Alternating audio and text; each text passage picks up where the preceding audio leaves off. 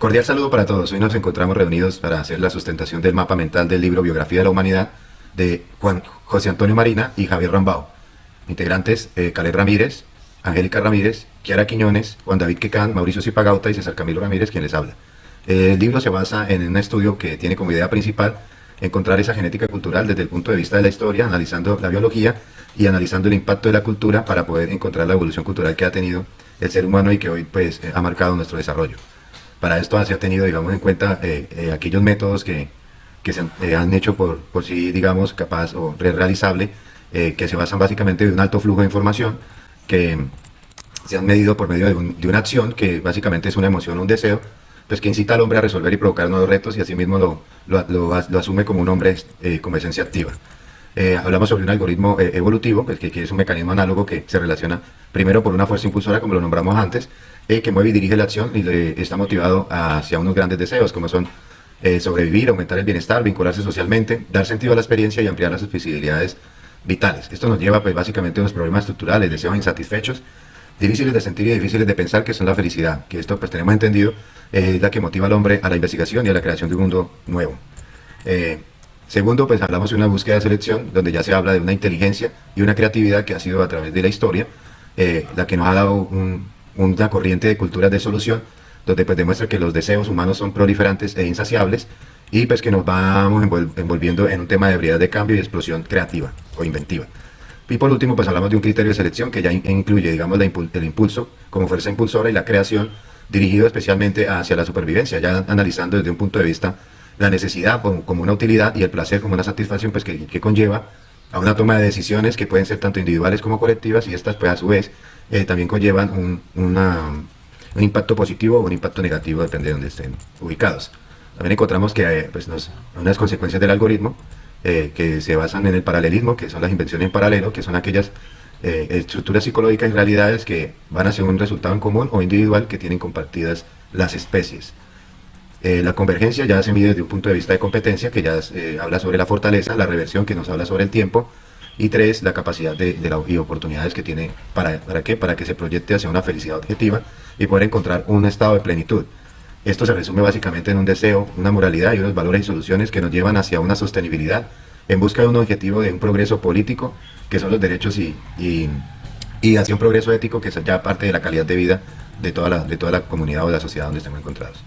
Ya aquí pasamos a un tema de animales de espirituales, donde el desarrollo del ser humano pues, ha dado realidad al mundo, y donde hemos encontrado también que dentro de todo esto se ha desarrollado un animal espiritual que ha creado mundos simbólicos y que ha estado envuelto, digamos, en un término muy importante, que es el bloque prodigioso, que es la capacidad que tiene el hombre de enseñar a sí mismo al cerebro a pensar y a desarrollarse. Esto nos da un pensamiento simbólico que parte primero de una inteligencia humana, que es una hibridación entre biología y memoria, que son funciones innatas y ampliadas por el aprendizaje, una memoria filética, que es aquella memoria que traemos como animal en el desarrollo de la evolución del hombre, que se basan instintivamente, y una capacidad de aprender, que es la capacidad rápida y automática que tiene conscientemente el ser humano, que lo lleva a hacer ocurrencias o creativas, como en este caso los mitos, que pues, son estructuras mentales comunes a toda la humanidad y que están incluidas en nuestro genoma cultural y se conocen como mitemas.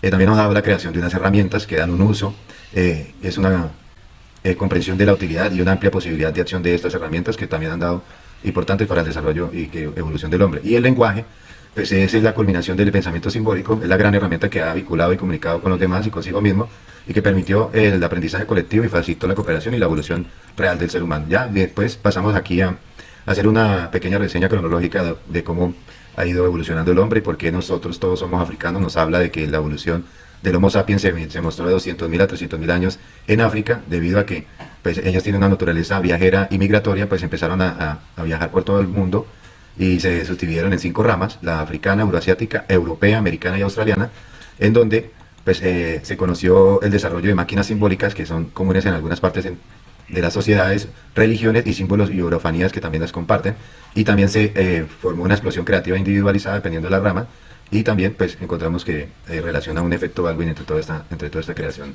evolutiva. Ahora va a continuar mi compañero explicando un poco más el tema. Bueno, con respecto al libro también podemos hablar sobre la parte de la humanidad que se hace sedentaria y la parte de la humanidad que se convierte en nómada. Cuando hablamos de los nómadas, básicamente hablamos de todos los cazadores, de todos los recolectores o los pastores, y los sedentarios, pues las personas que no se transportaban o que no se desplazaban en ciertos periodos de tiempo. Sin embargo, se creó una gran diferencia entre los nómadas y los sedentarios, y era la posesión de las tierras. Eso les daba cierto grado de poder.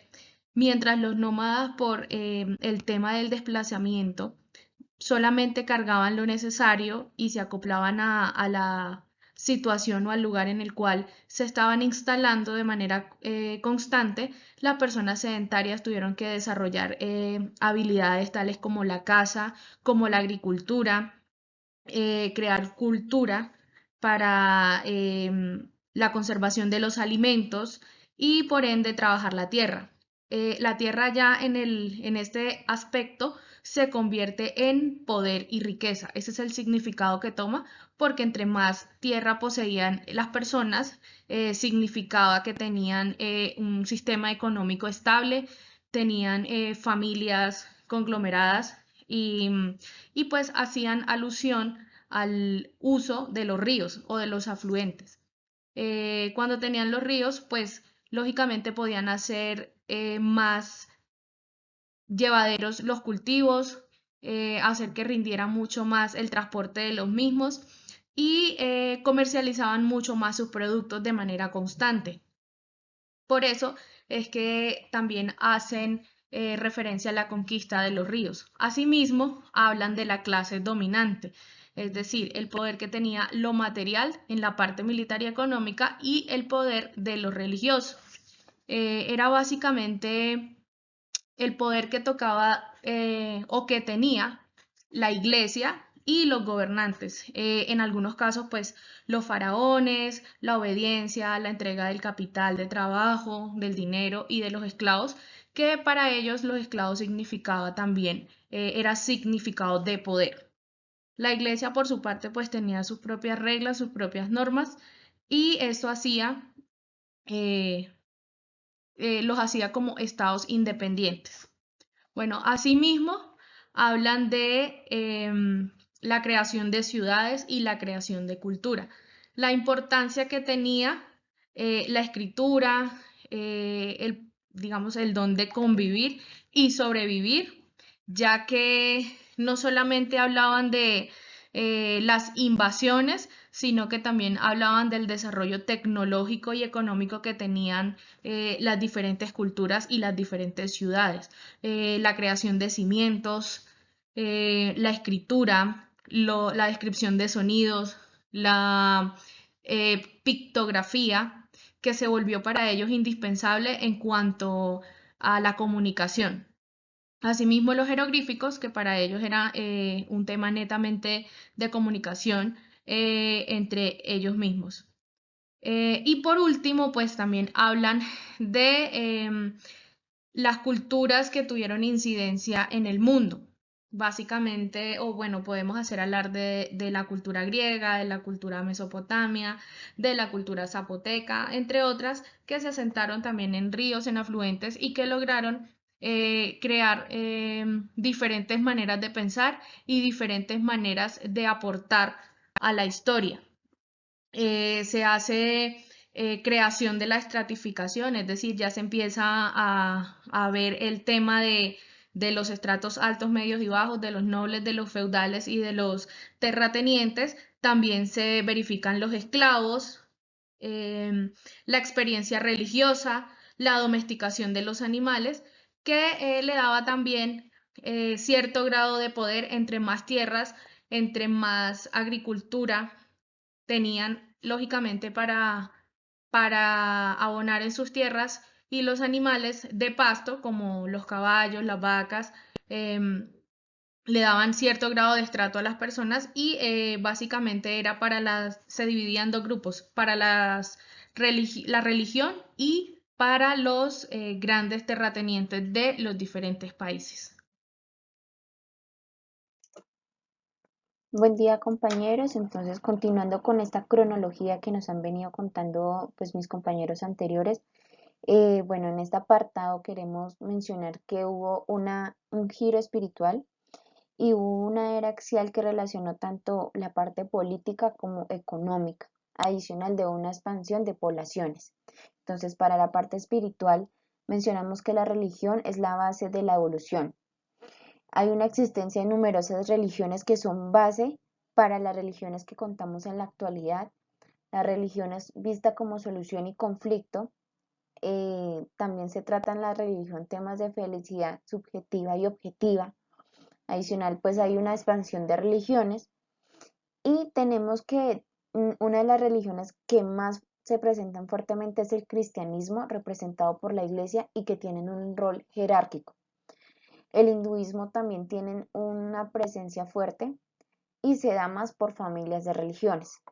Seguido a ello, tenemos una parte política, se empieza a hablar ya como de una organización de las poblaciones y aquí basamos mucho que inician imperios.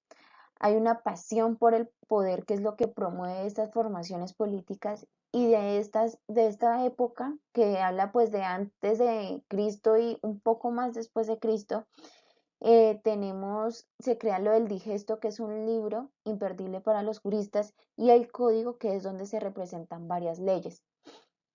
Adicional para el rol económico, entonces presentamos que se pasa del trueque o cambio y hay una invención de la moneda, ya hay una representación para realizar negociaciones. ¿Esto qué nos conlleva?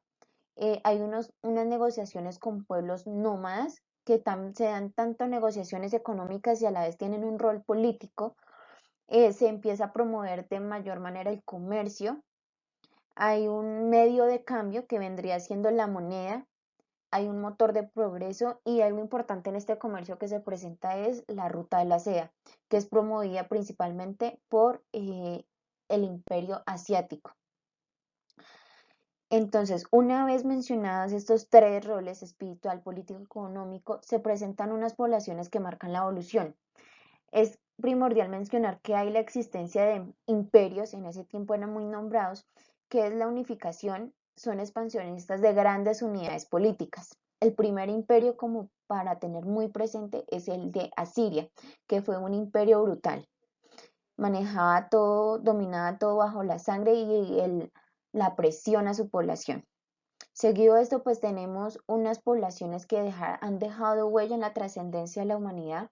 Empezamos por China, que estaban unidos por la religión y el Tanziani o el taoísmo. Y el taoísmo, disculpen. Las personas eran conscientes de sus actos.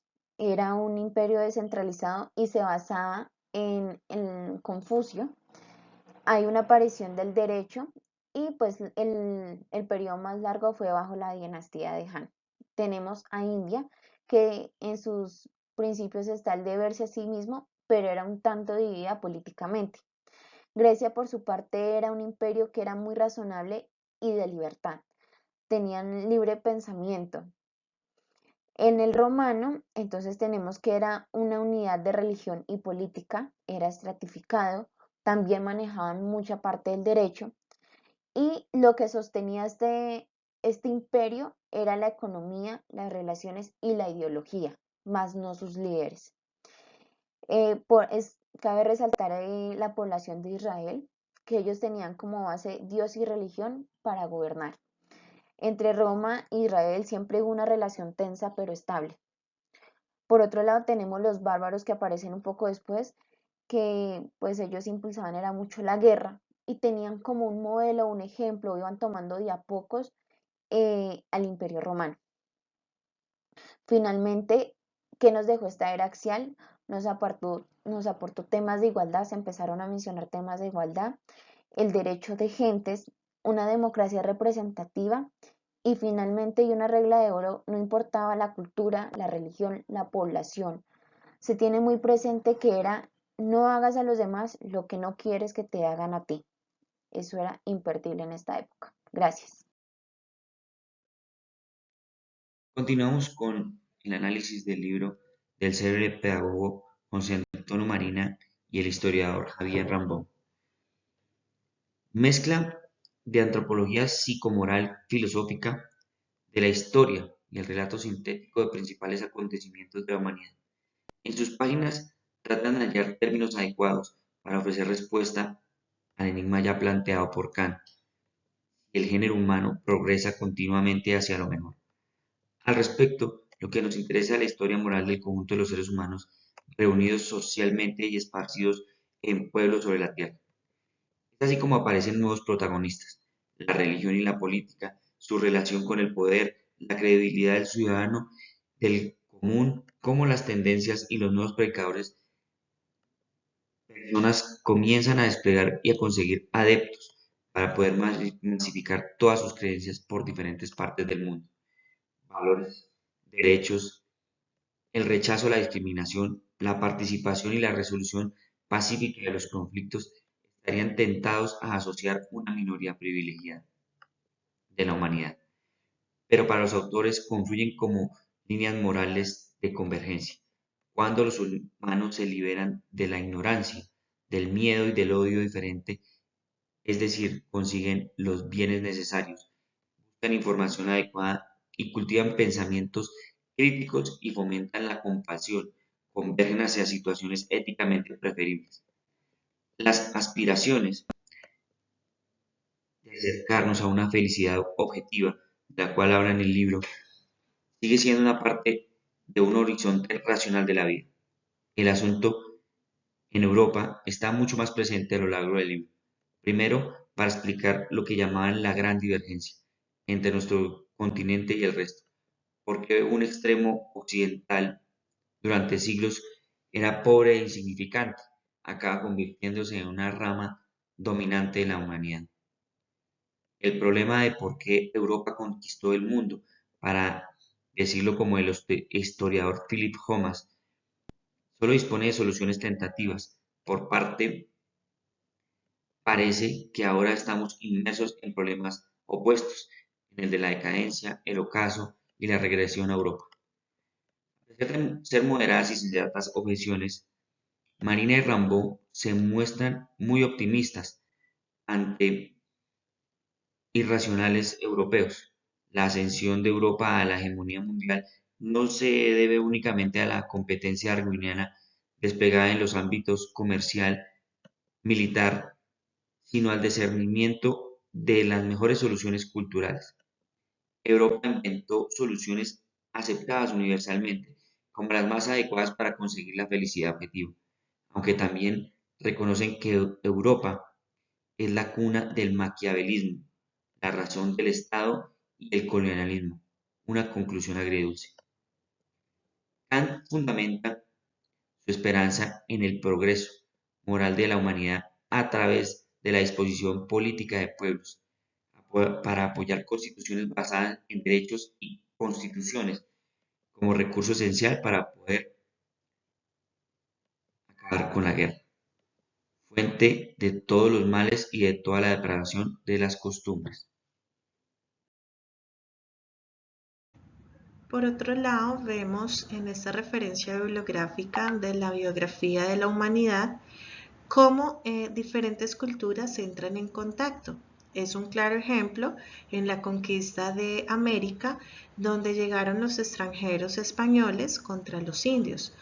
A pesar de que ya existía en este continente una cultura de Mesoamérica, se subdividían esta clase de indios con las creencias o con la cultura de los incas, de los mayas y de los indios colomboamericanos. Estos pues con sus ideales de religiones diferentes, creencias en dioses, el chamanismo, con un cambio pues que se vio en una era revolucionaria cuando en la conquista de Cristóbal Colón contra los esclavos. Así pues también se vio una dificultad económica contra los derechos humanos, generando una idea revolucionaria. También la lucha contra la tolerancia se destaca en esta referencia bibliográfica, ya que, como bien lo han dicho mis compañeros, existen diferentes o se generaron diferentes clases de religiones, de lenguajes, donde se expresaba estas religiones por medio de libros en diferentes idiomas. Debido a eso, pues también existe el protestantismo, donde cada cultura pues es libre de escoger sus ideales y sus creencias. Hubo una monarquía, unos poderes, y el Estado siempre ha sido como herramienta política el poder del mundo desde siglos anteriores. Un claro ejemplo es en el capítulo que nos habla sobre los desastres y logros del siglo XVII, donde si lo comparamos en la actualidad eh, o en los siglos anteriores, siempre se ha visto la hambruna, todo tipo de educación, los tipos de educación en la humanidad, la trata de esclavos, una cultura europea es muy diferente a la cultura de la India, es muy diferente a la familia japonesa y a la revolución inglesa. Cabe resaltar que este libro nos enseña la genealogía del ser humano, cómo el ser humano es capaz de comprender no solo pues nuestros orígenes, sino los valores, la inteligencia, la sensibilidad a la que de acuerdo a la cultura somos capaces de sobrellevar y pues obviamente de una manera creativa. Como bien lo dijo uno de mis compañeros, somos animales espirituales donde nos dan un origen, pero con competencias y capacidades de inventar mundos ideales, simbólicos, imaginados, vivir con ellos, nuevos deseos, varias expectativas diarias y muchos sueños por cumplir. Pues somos el resultado de un de una fascinante evolución cultural, admirable y pues a su modo también terrible. Muchas gracias. Ahora bien, los dos autores nos van a mencionar la modernidad como el segundo axial. Eh, la modernidad pues significó unos cambios en la forma de pensar, en la forma de organizarse y en la forma de hacer política. La modernidad estaba enmarcada en la búsqueda de la felicidad objetiva, es decir, la preocupación por la felicidad social. En este punto pues se busca una mejora continua de economía en cuanto a temas económicos, científicos y humanos. La modernidad nos habla de dos modelos de gobierno que son la República Mercantil y la República de los Derechos. La República Mercantil pues es creada para que la sociedad busque un sistema de paz, suprimiendo todo el tema bélico y a través del comercio pues lograr una unificación de las naciones y así generar un sistema de paz. Eh, para el caso de la República de los Derechos, pues es una sociedad fundamentada en los derechos del hombre, en los valores universales, en donde esa asociación política busca la protección de estos derechos. Tanto la República Mercantil como la República de los Derechos, pues tiene vicios, es decir, la República Mercantil, su enfoque es cero social, en donde el gobierno no cumple con hacer la felicidad social, sino por el contrario se encarga de regular el comercio, por lo tanto descuida a el corazón de los individuos. Y para el caso de la República de los Derechos, su vicio pues es la ignorancia, el olvido y el desprecio, que esto desprende pues corrupción y otros temas relacionados a las desdichas públicas. Para el caso de la modernidad, pues, y de acuerdo a los dos modelos, nos generan unas dinámicas, una creación de conceptos y nociones como lo son expansión, organización, partidos políticos y movimientos nacionales. Para este punto, pues la expansión se entiende como esa dinámica de poder en donde esta expansión se ejerce a través del fortalecimiento de esas instituciones de poder, como son las iglesias, las finanzas, las organizaciones eh, que pues buscan restablecer la confianza con los ciudadanos. Para el caso de la organización, pues esta dinámica se generó al el Estado asumir competencias legislativas y el monopolio de la fuerza, es decir, la fuerza pública.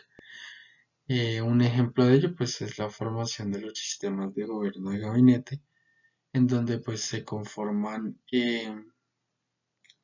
un grupo de personas para la toma de decisiones, es decir, se estimula la participación en política.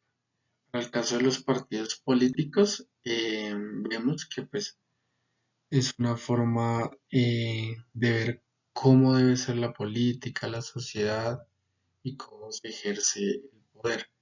Aquí encontramos que pues eh, se buscan soluciones a problemas coyunturales o estructurales y pues sus ideologías para la época de la modernidad estaban enmarcadas en conservadores, liberalismo y socialismo.